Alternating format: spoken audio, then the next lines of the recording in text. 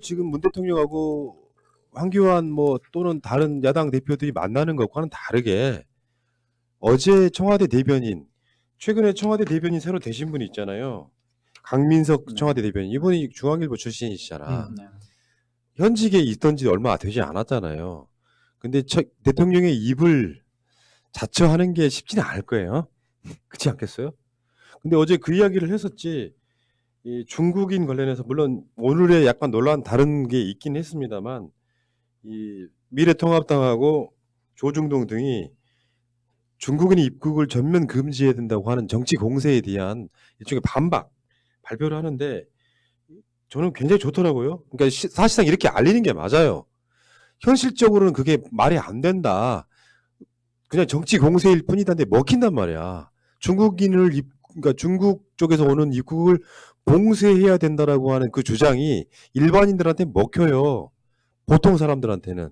근데 이렇게 반박을 해줘야만 아 그게 아니구나라고 느끼는 거고 민주당이나 문 대통령 지지자들 입장에서도 이걸 근거로 해서 반론을 할 수가 있거든. 그걸 또 확산시켜주는 것도 우리의 몫인 거죠. 어저께 한국일보에선가 마치 중국에서 한국인들을 조롱하는 듯한 그 스티커를 대문 앞에 붙인다. 이 집은 한국인이 있는 집이니 조심하라는 의미에서 뭐 이런 기사를 냈어요. 기사를 냈다가 그 기사를 본 한 네티즌이 그 스티커에 붙어있는 중국말을 보니까 뭐 고생하셨다. 여행하고 오시느라 고생하셨다. 뭐 이런 내용이고 한국인의 한자도 안 나오는 이런 걸 보자마자 신문에서는 어떤 정정보도나 사과 한마디 없이 그냥 기사만 삭제해버렸어요. 이런 식으로 언론이 행하는 걸 보면서 과연 정상적으로 우리가 하는 말들이 전달이 될 수 있는가, 국민들한테 전달이 될 수 있는가. 청와대라든지 말 그대로 프레임, 제가 얼마 전에 그 이야기했지만 프레임은 먼저 발화하는 순간에 발생한다고. 언론에서 아무 입을 닫아버리면 청와대나 여당이 아무리 잘해도 프레임은 형성이 안 되거든요. 그런 의미에서 새날 좋아요, 구독하기 빨리 누르시고요. 그래야 우리가 프레임을 만들 수가 있습니다. 유머를 하려면 좀 이렇게 궁서체라니까. 준비를 하고 있어요. 굉장히 지금 진지해요. 궁서체 지금. 아니 필승의 생존 전략이에요. 그렇구나. 이거 담당이잖아. 궁서체고 그리고 이게 중국 이게 어떻게 보면 그 우리의 가장 원시적인 기제예요. 어떻게 보면 마치 저 사람이 병에 걸리잖아요. 저 사람은 격리하면 끝나. 이런 원시적인 기제를 극복해 왔던 게 현대 과학의 역사예요. 네. 몇 번을 맞지만 현실은 우리가 살아가는 현실은 좀비 게임이나 좀비 영화가 아니거든요. 죽은 시체가 돌아다니지도 않고 바이러스 감염됐다 10분 만에 사람 죽지도 않아요. 생화학 무기에 바이러스 절대 안 써요. 그 이유가 뭔지 아세요? 변이가 너무 빠르고 백신 만들기도 너무 쉽고 극심한 사람에게 극심한 그 면역 반응이 아니 염증 반응이라든지 병적 반응을 발생시키지 않아요. 그러니까 생화학 무기는 다 세균성 무기를 써요. 갑자기 이야기 나오는 그러니까 게 지금도 그 이야기 하고 있잖아. 음모론자들이 이 바이러스를 중국이 만들었다고. 그러니까 굉장히 멍청한 소리죠. 근데 아무튼 간에 그래요. 그리고 마치 격리만 되면 모든 게 해결될 것 같이 생각이 되지만 현대에 와서 격리가 되면 북한되는 거예요. 그냥 우리 스스로 북한되는 거예요. 월드워 Z에서야 북한이 대단한 나오지 인민들 이빨 다 뽑아버려 전염병 없애버리는. 근데 현실 세계는 그렇지 않다고. 우리가 살아가는 세계는 이득이 있고 그 이득에 따른 손해가 있고 이 이득과 손해 사이를 계속 이익교량을 해가면서 어떤 행위를 할지를 판단해서 나가는 거지. 저기 중국에 바이러스가 있다. 중국을 막아라 했으면 그 다음에 일본 맞고 이탈리아 맞고 유럽 맞고 다 맞고 나면 그냥 우리가 북한 되는 거예요. 정말 무책임하고 아무런 이익교량을 할 이유가 없는 집단들이나 중국 안 맞고 뭐 했어? 그러다가 중국 막으면 저것들이 외교 다 망치네? 이렇게 갈 게 뻔하잖아요, 사실. 이게 말하자면 너무나 답답해요. 사실 제가 오늘 낮에 한 내과 선생님하고 약간 좀 페이스북 상에서 경론을 벌인 적이 있는데 하도 어이가 없어서 제가 그랬어요. 당신이 배운 책이나 내가 배운 책이나 똑같은 책으로 배웠을 텐데 당신 배운 책 어디에 어떤 지역을 격리하란 말이 있느냐고. 전 세계 전문가 그 누구도 격리해야 된다 말 하지 않아요. 바보 같은 짓이라 그래요, 오히려. 이탈리아나 이란 같은 데가 확 퍼져버린 가장 중요한 이유 중에 하나였어요. 그게. 중국을 막았다라고 생각하고 방심하고 있다가 알지도 못한 경로로 들어와 보니까 얘네들은 그냥 손 놔버린 거예요. 그냥. 그렇지. 어. 지금 이탈리아에서 들어온 한국인 환자가 발생했는데 그럼 이건 어떻게 설명할 거냐고. 이탈리아 막아야 되냐고. 정말 멍청한데 그 사람들이 갖고 있는 근본적인 원시적인 공포 기제를 이용해서 그러니까 이게 이제 강민석 대변인 입장이 좀 웃겼겠다라고 생각하는 건 뭐냐면은 조중동과 미통당 등이 주장하는 게 과학적이지도 않고 자 정치 공세일 뿐이거든요. 네. 강민석 대변인 같은 경우는 그런 식의 기사를 평상시 쓰지 않았던 분일 거예요. 그러니까 아마 픽업이 됐을 거라고 보는데 어제 한 이야기 중에 이런 게 있습니다. 촘촘한 방역망을 가동하기 시작한 2월 4일 이후에 중국에서 들어와 확진 판정을 받은 사람이 현재까지 확인되지 않았는데 입국을 전면 봉쇄하는 것은 실익이 없다. 이런 거고요.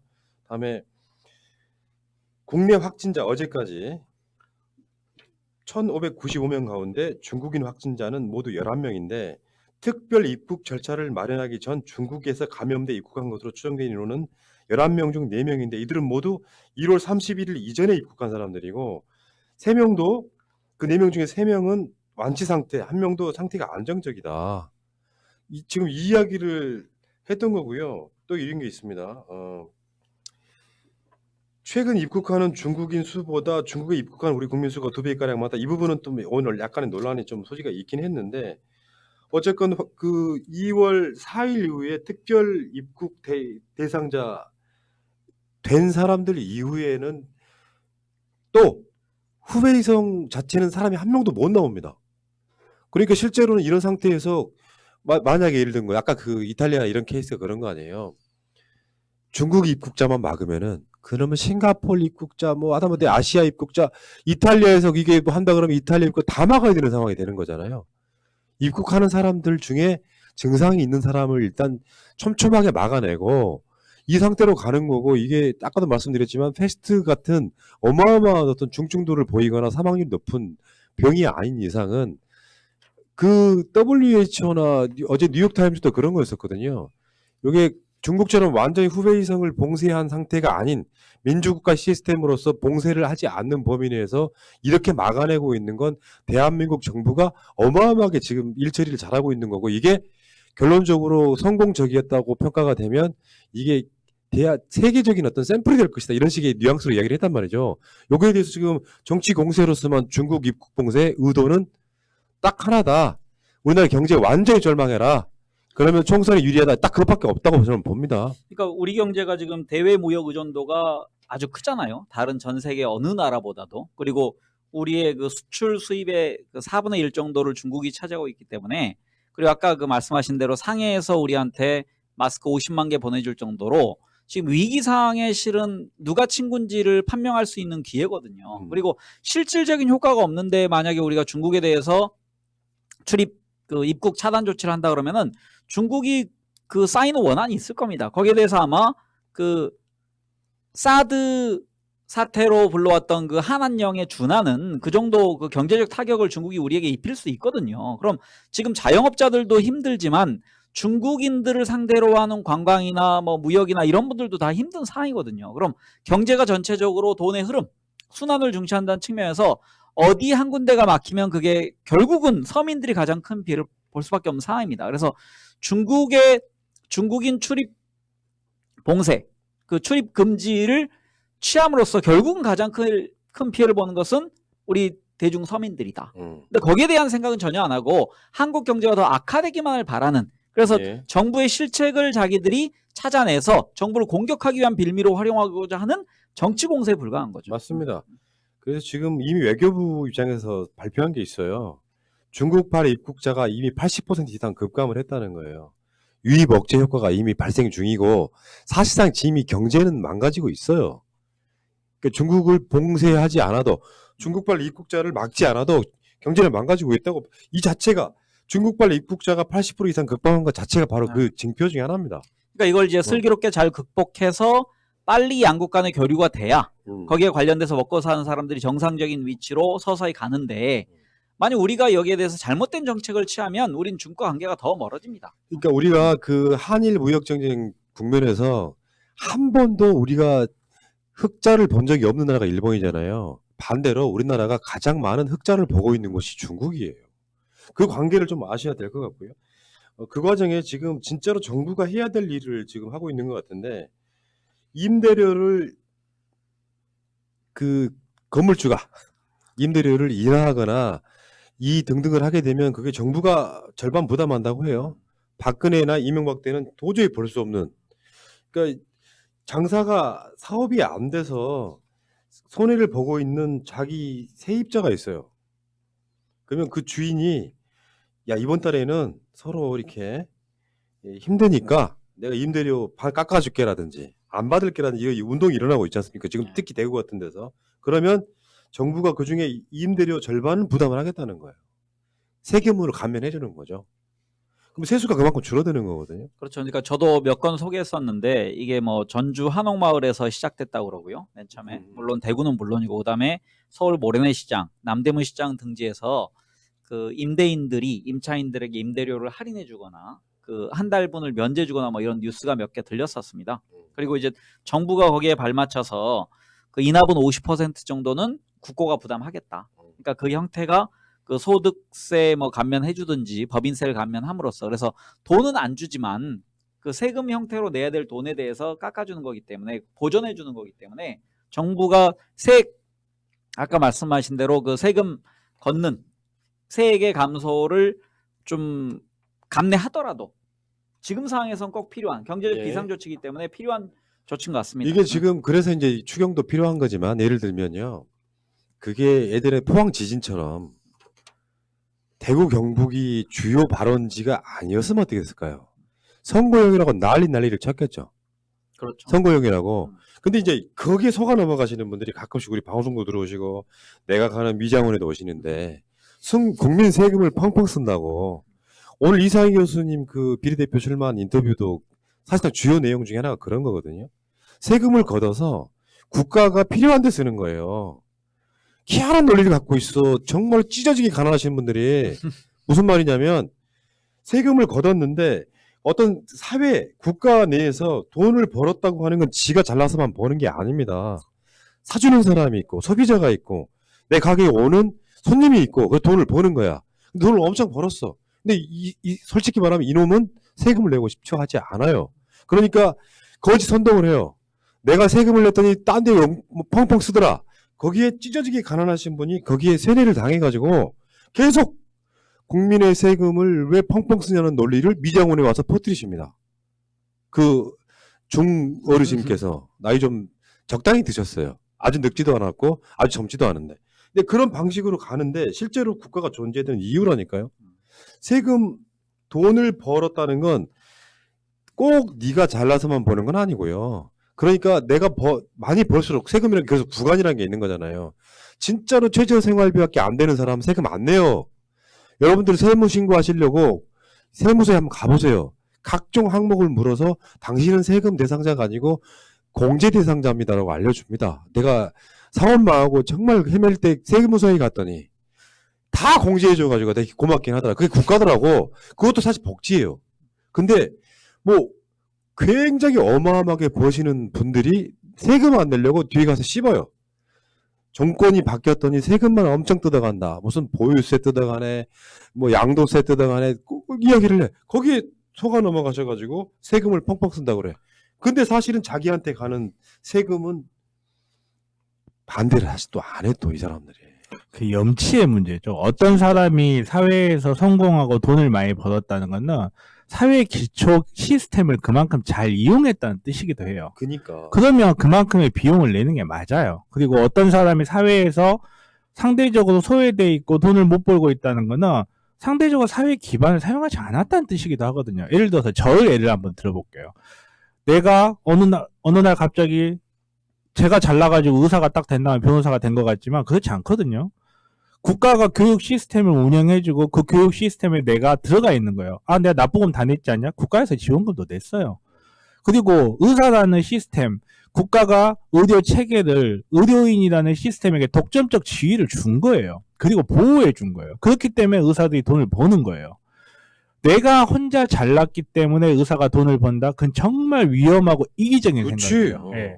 예를 들어서 내가 어떤 사업을 해서 돈을 엄청 많이 벌었다. 국가가 그만큼 해준 거예요. 내가 예를 들어서 구글을 내가 세워서 돈을 벌었다. 이 구글을 세워서 돈을 번 거에는 국가 단체 이외에 국가를 구성하는 사람들이 인터넷 망을 만들어줬기 때문에 가능한 거고, 어떤 사람이 나는 얼굴도 못 본 어떤 사람이지만 모니터를 만들어줬고 키보드를 만들어줬고 컴퓨터 CPU를 만들어줬기 때문에 가능한 거예요. 빌 게이츠라고 해도 북한에서 태어나면 그냥 농민공이에요. 우리 어느 누구도 어느 누구도 사회에 인프라가 없이는 잘할 수가 없는 거고, 내가 그만큼 잘했으면 그만큼 내는 건 당연한 거예요. 임대료 절반을 인하해 줄 테니까 우선 건물을 주십시오. 그러니까 정부가 얼마나 훌륭하냐고. 절반은 정부가 부담하겠다는데 이게 그러니까 정부 예산에 어마어마한 영향을 끼치거든요. 이 정도 되면 한두 군데가 아니라면 그럴 거거든. 근데 지금 여기 와서 가끔씩 우리 방송에 기어 들어와가지고 세금 너무 펑펑 쓴다고 하시는 분들은 바로 그게 일종의 노예가 되어 있는 겁니다. 그러니까 예전에 이 박정희 시대에 이 막 개발 독재 시대에 야 기업들이 돈을 잘 돼야 니들이 일자리도 생기고 막 하는 그거에 지금 대한민국은요 박정희 시대가 아니에요. 개발도상국이 아니고 선진국가가 됐단 말이에요. 오히려 선진국가가 안 되는 이유가 세금 펑펑 쓴다고 하고 있는 저 무지랭이 같은 사람들이 많은 이상 선진국이 못 되는 것뿐이지 사실은.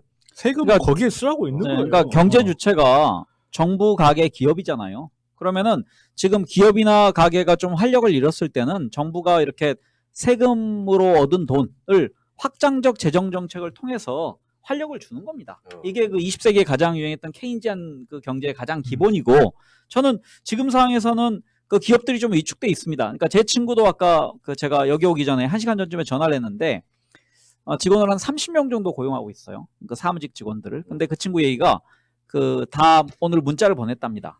다음 주 말까지는 적극적으로 재택근무를 하도록 하여라. 왜냐면 지금 사무실에 나오면 그 건물 자체, 그러니까 그 친구가 입주해 있는 건물이 꽤 큰 거거든요. 저기 가산 디지털 마리오라고 아마 몇만 평 될 겁니다. 단일 건물이. 근데 그쵸. 거기에 한 기업이 만약에 확진자가 난다 그러면 전체가 폐쇄할 수 있는. 그래서 그러네. 네, 기업이 지금 활력을 좀 잃고 있는데 기업가들이 이런 위기 속에서 손해를 봅니다. 하지만 이럴 땐 정부가 나서주는 거죠. 세금도 이제 뭐 세금 정책도 쓰고 여러 방면으로. 그리고 제가 임대료 문제를 잠깐 거론하면은 그 임대하시는 건물주분들이 가장 좋은 직업이라고 선호받지만 그분들이 생각을 저는 아주 잘했다고 생각하고 장기적으로 좀 생각하셔야 될 게, 자영업자들이 많이 이렇게 점점 임대료 부담 때문에 사업을 접게 되는 사람들이 생기면 그 건물은 공실 가능성이 커집니다. 그렇죠. 그래서 깨진 유리창 이론. 하나 공실이 생기면 그것 때문에 그 건물 자체 전체가 무너지는 일이 생기거든요. 그래서 임대료를 올리는 것도 이제는 좀 생각을 해야 되고, 장기적으로 임대료 인하 정책에 대해서 좀 맞아요. 스스로 생각을 해나가는 그런 계기가 됐으면 좋겠습니다. 혼자만 잘 먹고 잘 살겠다고 그 입주해 온 사람들 피를 빨아먹기 시작하면 결국은 지가 망한다는. 왜 있잖아, 네. 뭐 워렌 버핏이 또는 뭐 그런 사람들이 계속 그렇게 얘기하잖아요. 세계 손가락 안에 드는 부자들이 내가 세금을 많이 내야 되는 이유를 자기 스스로 설파를 하잖아. 내가 세금을 많이 내야 내 자리를 유지하는 거야. 그분 연락처 아십니까? 한 만나보면은 워렌 버핏하고 만나려면 굉장히 돈이 많이 필요해요. 그 정도 1시간 식사하는데. 자, 3,000원이면 됩니까? 닥치시오. 대구에서요, 이렇게 생각하시면 되죠.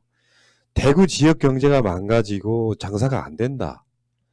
그래서 정부에서 지금 임대료 절반은 정부가 부담할게 했다고 쳐. 근데 대구에서 아무 피해 없는 일반인이 태극기 집회나 나가시는 분이 무슨 세금을 그렇게 펑펑 쓰냐 하는 논리를 만들어낼 거라고 봐. 근데 반대로 한번 생각을 해보자고요. 국가가 그래서 필요한 거야. 그 이야기는 이따가 그래서 권영진 이야기는 제가 계속 연속해서 한번 해볼게요. 권영진은 지금 적극적으로 행정을 사실상 못하고 있는 거에 가깝습니다. 만약에 대구시장이 이재명이었다면 이렇게 사태 벌어지지 않죠. 예를 들어서 이런 상황이 있죠. 메르스 때요. 메르스 때 그 메르스 관련한 공무원이 있어가지고 박근혜 정권이었으니까 바로 경질해 버렸어요. 숨겼던 어떤 공무원을. 근데 지금 코로나19 같은 경우는 그런 상황이 아니고 또 미적거려.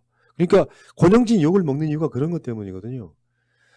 그러니까 지금 이런 식으로 해서 계속 이상하게도 신천지에 대해서는 책임을 묻지 않고 생각해봐요. 보건소 관련한 공무원이 내가 신천지 환자였고 확진자가 돼버리면 이거 어떻게 되는 거죠? 이럴 때는 이재명처럼 해야 돼. 단호하게 뭐 격리를 시킨다든가 해서 숨기지 마라가 가장 먼저 나는 일성이어야 된다고 보거든요. 근데 그거를 검사해야 될 보건소 직원이 신천지 신도고 확진자가 나오는 상황이 되는 건 100% 초반 대응부터 시작해가지고 권영진의 잘못이라고 봐요. 그러니까 지금 미래통합당을 지지하시는 대구에 계시는 분들은 가장 먼저 욕을 해야 될 건 권영진인 거죠. 황교안이기도 하고 신천지이기도 하고 왜 애꿎은 문재인 정부를 탓을 해?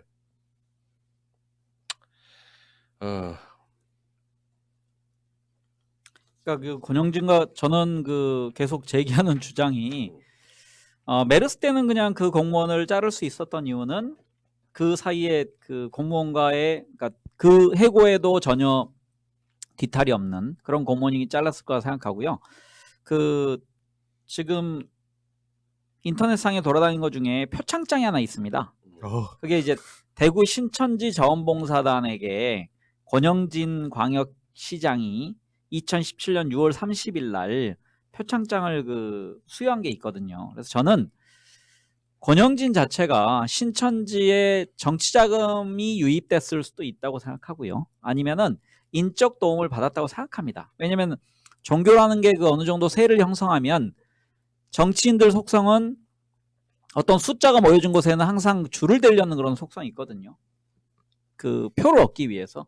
그 과정에서 저는 분명한 커넥션이 생겼다. 그래서 그치. 관련이 없는 이재명이나 박원순이 하는 행정과 너무도 차이나게 지금 수습조차 못하는 정도에는 분명한 어떤 연관성이 있다라고 추정합니다. 그저 부시장 비서실장? 비서? 네네. 이 사람도 확진받았잖아요. 네네. 사실 문재인 대통령이 위험해질 뻔하기도 했지. 확진자하고 같이 밀접한 부시장도 문재인 대통령 왔던 회의에 참석을 했으니까. 근데 진짜 희한하단 말이에요. 메르스 때 그 서울 삼성 서울병원에서 감염돼가지고 일상생활 하다가 확진 판정 받은 공무원은 뭐 늑장 뭐 했다고 바로 해임시키면서 지금 대구시청에도 그런 사람들이 많으면요. 그리고 더군다나 그 보건소장도 뭐 신천지 그러니까. 관련됐었죠. 그러니까 지금 그 부시장 비서 같은 경우에 기자가 계속 물어요. 그분이 신천지이신 거죠? 뭐 이런 식으로 물으니까 말을 못해 희한하게. 신천지가 중요한 건 아니고 이런 식으로 얼버무린단 말이에요. 왜 그러는지를 모르겠다는 거야. 지금 자유한국당에서는 미통당에서는 이만희 씨를 뭐 자기 새누리당 이름 지어줬다고 고소했다고는 하는데 아까도 말씀하신 거고 우리의 일관된 생각이에요. 지역사회에서 가장 동원하기 쉬운 정치 조직입니다. 종교 조직이 아니고 그런 사람들 이용해가지고 선거운동하고 서로 밀착관계가 있고 이 카르텔이 있는 상황에서 이겨내지 못하니까 강제로 뭘 하지를 못하는 거죠. 내가 대구시장이나 경북도지사라면 이재명처럼 한다니까요. 공무원들 다 보내가지고 명단을 확 압수하고 확보하고 이렇게 돼야 되는 건데 그걸 못하잖아. 왜? 자신들끼리는 서로 간에 동지들이니까 그런 거지 뭐 다른 이유가 있겠습니까? 그러니까 저는 초반에는 능력 차이로 봤었습니다. 그러니까 그 이재명이란 지사와 권영진이나 이철우가 그 지사가 됐지만 그 안에서 보여주는 행정을 그 행하는 능력 그리고 이재명 지사가 가지고 있는 그 법률적 지식 이런 부분에 그 도정이나 시정을 하는 데 있어서 차이가 난다고 생각했었는데 그 차이는 분명히 있습니다. 그러니까 특히 그런 실력 차이가 나는 게 이런 위기 시에 발현되는 거거든요. 그러니까 위기가 생기면 어떤 지휘관이 유능한지를 확연히 알 수 있습니다.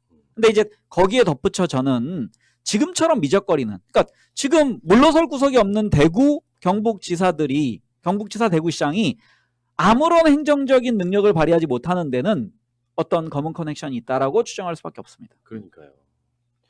어쨌건 지금 그 권영진 대구시장 자리에 박원순이나 이재명 같은 분들이 들어가 있다면 저는 능력 차이 이전에 어떤 차이가 있냐면요.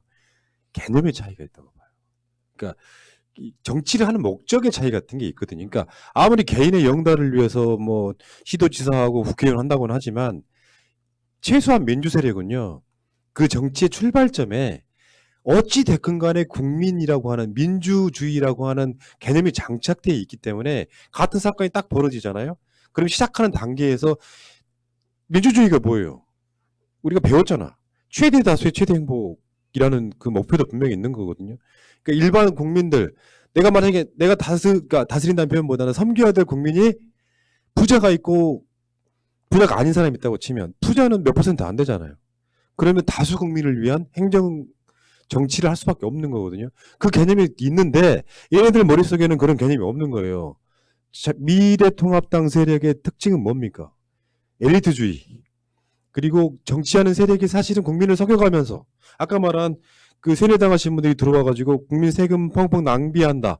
복지에 쓰지 마라고 하는 거랑 똑같은 개념인 거예요. 그러니까 자신들이 이만희가 로비하고 언론사에 돈 뿌려대고 정치인들 간의 커넥션 만드는 과정에서 만들어진 그 카리텔이 사실은 애들 마음속에는 개돼지만 있는 겁니다. 너희들은 우리의 정권 또는 권력을 위한 표로서만 존재한다고 생각하는 마인드가 있기 때문에 모든 행위 자체가 대구 시민을 구해야 되겠다라는 생각으로 덤비는 게 아니에요. 얘네들 그 마인드의 시작의 출발점 때문에 능력이나 이런 것도 있지만 개념으로부터 나는 시작 자체가 다르다고 생각해요. 그게 제가 나름대로 분석해낸 그 차이라고 저는 생각합니다. 우리 국민 다수를 구해야겠다와 우리를 보호해야 된다고 생각하는 그 차이. 그러니까 지금 대구 경북 그 시민들은 한번 생각을 해봐야 됩니다. 그러니까 우리가 그 시장이나 도지사의 능력을 검증하고서 내가 표를 찍었는지 아니면 그냥 중앙당에서 연락이 왔기 때문에 그냥 그 레밍지처럼 몰려가서 찍었는지. 근데 그 무능한 도지사와 시장을 뽑은 지금 그런 결과를 어찌 보면 선량한 시민들 아니면 약간의 그 책임 있는 시민들이 그대로 몇 배의 큰 피해로 돌아와서 지금 경험하고 있는 겁니다. 제가 한마디만 덧붙이면요. 열받아서 이거는 말씀드려야 되는데 황교안이 오늘 청와대 가서 대통령 면전에서 박능우 강경화 경질하고 사죄하라면서 국민께 사과하라 이런 얘기를 했는데 저는 황교안이 더 크게 사과해야 되는 거 아닙니까? 그러니까 자기 지자체장들이 이런 일을 이렇게 키워놨는데 대통령께 죄송합니다. 저희 지자체장들이 관리를 잘 못해서 이런 심려를 끼쳐서 죄송합니다라고 얘기해야 되는데 적반하장으로 이딴 소리 하고 있으니 참. 그 애기들은 손에 요폰 하나씩 쥐어가지고 보내면 되지 뭘 그 앞에까지 데리고 와갖고. 그러니까요. 아니 그러니까 정치적 개념도 없고요. 나는 경험이 인생의 제일 중요한 자산 중에 하나라고 보거든요. 국무총리와 대통령 권한대행을 그냥 뭐 이렇게 농담 따먹기로 쌈 싸먹은 것 같은 그런 느낌이에요. 한 번도 행정 안 해본 사람 같은 느낌. 핵심은 눈에 보이는데 확실히 의전용 그러니까 총리였던 사람이 갖는 한계가 확실히 보입니다. 그러니까 사실은 알고 보면 암울한 거죠. 저런 당이 총선에 승리한다고 생각해 보세요. 저는 이런 얘기 나온 자리에서 우리 이해찬 대표께서 잘 참고 계신다. 옛날 혈기 같으면 가서 깃방머리 한 대 날리고서 아마 그러셨을 것 같은데 이 대표님 참으십시오. 이해찬 대표도 늙으셔가지고 내가 만약 이해찬 대표가요 봤더니 40대 말 50대 초에 총리를 했어요. 네네. 그렇죠. 그러면 내가 이거 황교안 그러니까 이제 이해찬 총리가 할 때 그 시절에 이해찬이면은 아마 황교안 앞에서 미친 새끼라고 했을 것 같아요. 그 정도는 해줘야지. 그게 이해찬이었습니다. 젊은 이해찬. 그래서 그 추억 때문에 우리가 이해찬을 아직도 좋아하고 믿는 겁니다. 그러니까 정치 공세만 하지 정치를 할 줄 몰라요. 정치 공세를 하면 자기 지지층한테는 이게 결집력이 생기는 건 맞아요. 시원하다. 야, 차라리 그런 시원한 소리 들을 거면 문 대통령 앞에 직접 가가지고 대통령 하야라고 해. 차라리. 그럴 용기는 없잖아. 그리고 자신들이 뭐 신천지 등 또는 그 대구 경북에 참 지방선거 때 잘도 뽑으셨어요. 보니까 딱 그 두 군데만 지금 미래통합당 그 당시 자유한국당이 가져간 지역 아닙니까? 뭐 그런 상황에서 대처도 못하고 개념도 없고 그러니까 막 어리버리 하다가 결국에는 이재명 지사나 박원순 시장 같은 나름대로 이렇게 시스템이 잘 돼 있는 곳에 가서 우리 좀 도와주세요 하고 그 밑에 있는 PK에서는 홍준표가 뭐 했습니까? 진주 의료원 같은 걸 폐쇄했잖아요. 지금 진짜로 필요한 건 그런 의료원들, 그렇죠. 시설들인 거잖아요. 요 확실한 결을 좀 아셔야 된다고 생각이 듭니다. 그러면은 예를 들어서 경북이나 대구에서 멀리 떨어져 있는 경기도나 서울로 환자를 안 보내고 진주 의료원으로 보내겠죠. 그렇죠. 그러니까 가까이 있는, 그리고 뭐 국공립 시설이기 때문에 훨씬 더 관리가 수월한 거 아닙니까? 근데 이제 그런 피해를 지금 다 그쪽 지역이 겪고 있는 겁니다. 잘못된 사람들을 뽑아서. 그리고 황교안은 청와대 갔으면 저는 오히려 겸손한 모습, 그리고 대안을 제시하는 모습을 보이면 자기 세력 플러스 중도에서 좀 의심하는 사람들, 좀 그 보수 쪽으로 쏠려 있지만 그런 사람들의 표를 얻을 거라고 생각하는데, 지금처럼 이렇게 무능한, 아무런 대안도 제시하지 못한 채 오직 대통령의 국정 발목만 잡는 이런 정치인의 딕션으로는 확장 가능성이 없다고 생각합니다. 아, 그러니까 지금 핵심이 외교부 장관하고 보건복지부 장관이에요. 난 솔직히 말씀드리면요, 이제 어떤 특정 시점이 되면 보건복지부 장관은 사퇴할 수도 있겠다는 생각을 해봐요. 근데 그것도요, 사퇴라는 것이 정치에 있어서 잘못을 인정하는 꼴이 되기 때문에 오히려 박능우 장관이 물러나지 않을 가능성이 더 높아요. 그러니까 그 시점에서 물러나면 잘못을 인정해버리는 꼴이 된다고. 그런 유명한 어. 속담 있잖아요. 응. 강을 건널 때는 말을 갈아타지 않는다. 네. 네, 그러니까 지금 이제 이 사태가 어느 정도 진정되고 나서 책임을 물을 수 있지만, 지금 한참 필드에서 뛰는 사람들에 대해서 무책임하게 정치 공세하는 거가 대통령 그렇게 문제가 하기 있다고 힘들다는 거죠. 그러니까 황교안 당신이 진짜로 용자라면 대통령 면전에서 대통령 물러나라고 하는 게 맞아요. 차라리 그렇게 이슈화 시키는 게 낫지 찌질하게 와가지고. 그러니까 나는 이렇게 생각해. 나 국무총리를 해보고 대통령 권한 대행으로 있어 보니 진짜 고생하신다. 그렇죠. 힘드신다. 요거. 그래서 정치가 해야 될 일이 뭐냐면요. 이렇게 막 말도 안 되는 공포심이 막 길거리에 흐를 때는 여야를 초월해서 지금 코로나19 대응하는 데 있어서 힘을 합치겠다는 말 한마디가 그렇죠. 어쩌면 국민한테 필요한 말이거든요. 이게 뭐 이런 짓거리 하고 있는 거라는 생각이 들고요. 오늘 이야기에 2시간 동안의 방송에 처음으로 다시 돌아가면, 그래서 아니, 또 합니까? 다시 돌아. 아니요. 이제 그 부분하고 마무리하려고 그러는데 시간이 한 2분 정도 남아서 마무리하려고 하는 이유가 그런 겁니다. 그런 세력이 상식도 없고 국민도 앞에 없고 늘상 국민을 내세우지만 사실은 국민을 현혹하면서 혹세무민하고 이런 자들이 정권을 잡거나 국회의 다수당이 되는 것 또는 한석이라도 갖는 것 자체가 저는 국민의 치욕이라고 생각해요. 근데 현실적으로 비례 용도의 민주당류가 필요하다면 우리가 생각을 전향적으로 바꿨던 이유가 네. 최소한 선거법 선거제 개혁은 이미 이 선관위에 의해서 퇴색돼 버렸다. 미래 한국당을 허가해 줌으로써 그러면 저는 어떤 방식으로든지 명분이 중요한 게 아니라 개혁이 퇴색될 수 있고 정권을 뺏길 수도 있고 이 상태가 된다면 결국은 만들어야 된다라는 그 명분 참 고민 많이 했습니다만 앞으로 계속 그 길로 가야 되겠죠. 지금 총선 47일, 6일 정도밖에 안 남았어요. 시간 아주 얼마 안 남았습니다. 지금 한 달 반?